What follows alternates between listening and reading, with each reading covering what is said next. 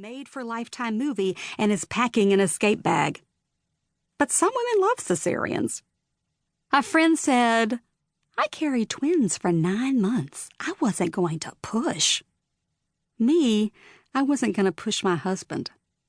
And by my mid-30s, the way I understood how things worked in a marriage was that it was the wife's job to push to get pregnant.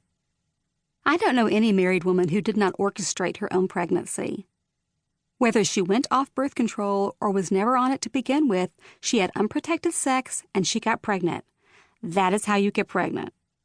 The only household accidents I believe in are crock-pot fires and tub slip and falls. I know women who poked pinholes in condom wrappers. I know women who got their husbands drunk, but not drunk enough to not get it up.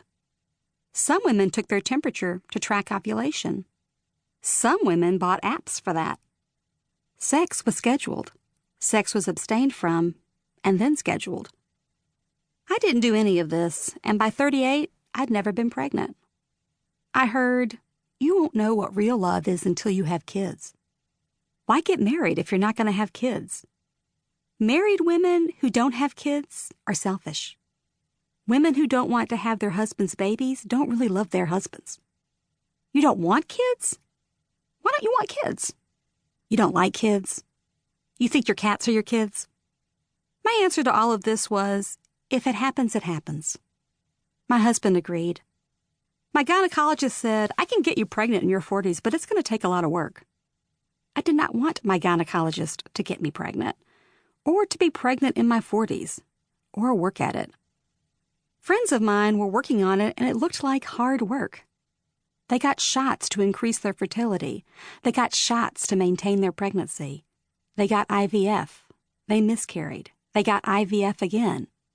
They froze their eggs. They hired surrogates. Their surrogates miscarried. Babies were born prematurely. Multiple babies were born. Some babies had issues, which is Southern lady code for anything from a lazy eye to no eardrums. Postpartum was crippling. Marriages suffered. I didn't want my marriage to suffer. We had it pretty great, my husband and I. No debt, little stress, we had our health, we loved each other, we worked well as a pair. And me, I didn't want to suffer either. I am a woman who grew up during the 70s feminist movement.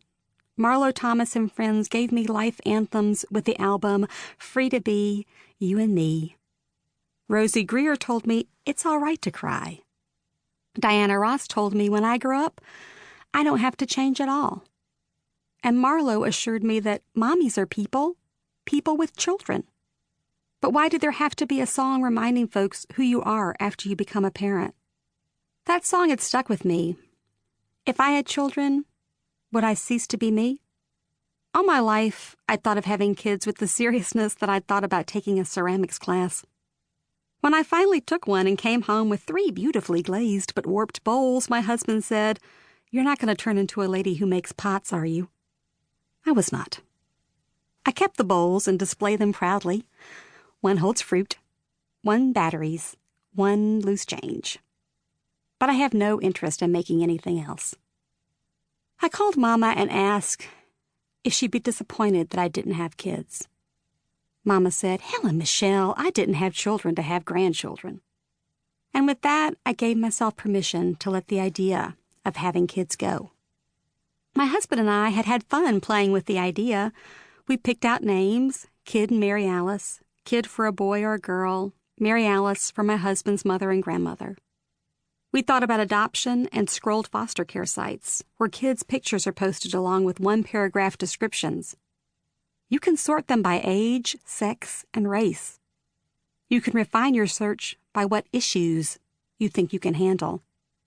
We'd felt a connection to a pair of siblings, a hyperactive 6-year-old and a non-talkative 4-year-old, named Star and Devlin.